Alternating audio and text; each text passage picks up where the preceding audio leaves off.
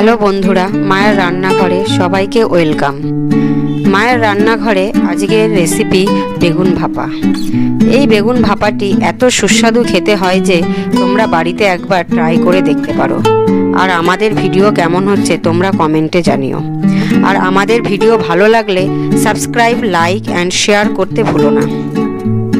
চলো কিভাবে বেগুন ভাপা করতে হয় আমরা দেখে নিই। বেগুন ভাপা করার জন্য দুটো এরকম সাইজের বেগুন নিচ্ছি। প্রথমে দুটি কচি বেগুন একটি মোটা করে গোল গোল করে কেটে নেব।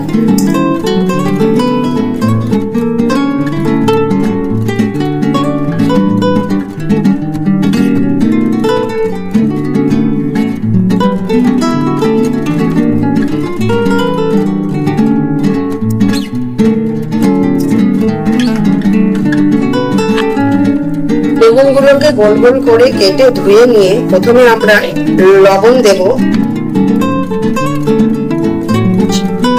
তারপর লঙ্কার গুঁড়ো 1 চামচ,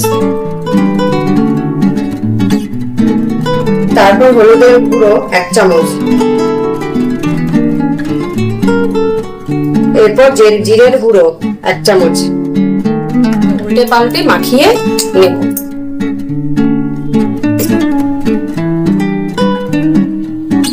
বেগুনগুলোকে একটি পাত্রে বেগুনের পরিমাণটা নিজেদের প্রয়োজন মতো বাড়িয়ে বা কমিয়ে নিই। আমরা এখানে দুটো বেগুন নিয়েছি। তারপর একটি ফ্রাইং প্যানে সরষের তেল দিয়ে দেব।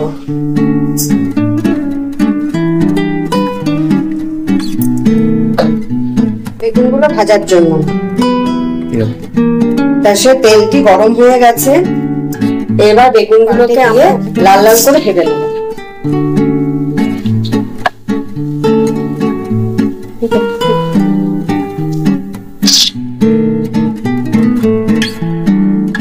অবশ্যই লো ফ্লেমে দিতে হবে।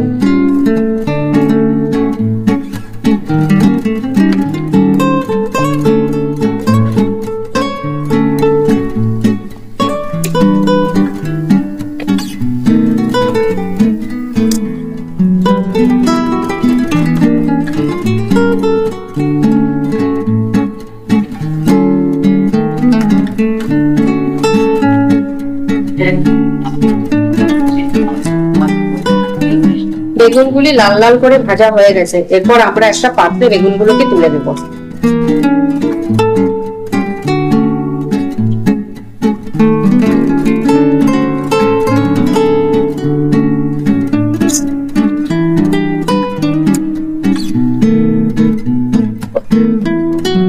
তারপর মিক্সি জারে কাজু বাদাম দিতে হবে। আমরা এখানে 12টির মতো কাজু বাদাম ইউজ করছি।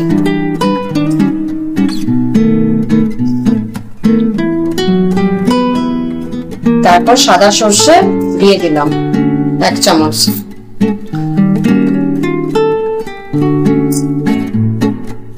এবং 1 চামচ মতো পোস্ত।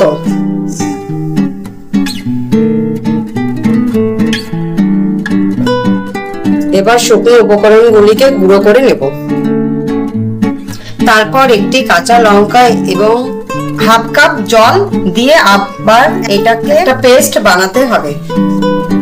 পেস্ট করে নিলাম। তারপর পেস্টগুলিকে একটি টিফিন বাটির মধ্যে দিয়ে দিতে হবে।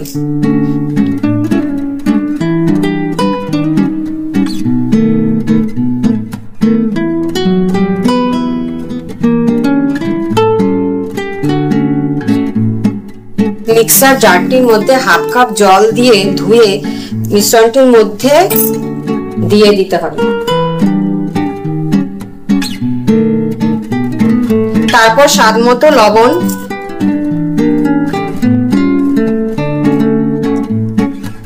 হলুদের গুঁড়ো 1 চামচ, 1 চামচ লঙ্কার গুঁড়ো, চিনি সামান্য পরিমাণে,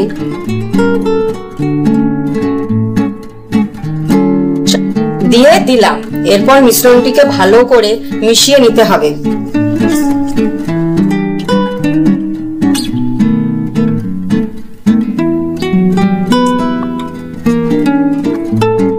রেডি হয়ে গেলে এর মধ্যে ভেজে রাখা বেগুনগুলো দিয়ে দেব।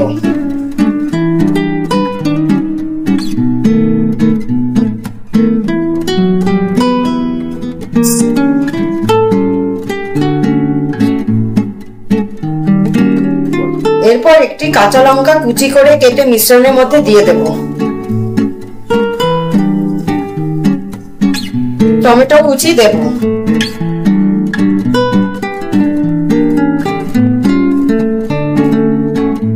মটরশুঁটি দেব। সামান্য পরিমাণ সরষের তেল উপর থেকে ছড়িয়ে দিতে হবে।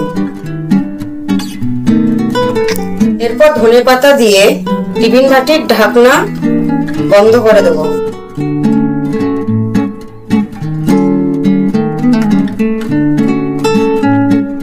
এরপর টিফিন বাটির ঢাকনা বন্ধ করে স্টিমে দিতে হবে ভাপানোর জন্য।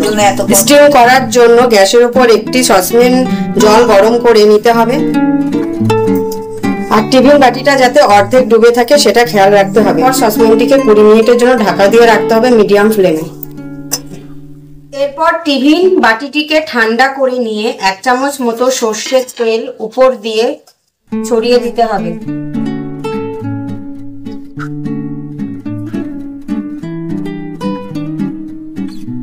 তাহলে তোমাদের সুস্বাদু বেগুন ভাপা রেডি হয়ে যাবে। এটিকে গরম ভাতের সাথে পরিবেশন করতে হবে, তাহলেই জমে যাবে।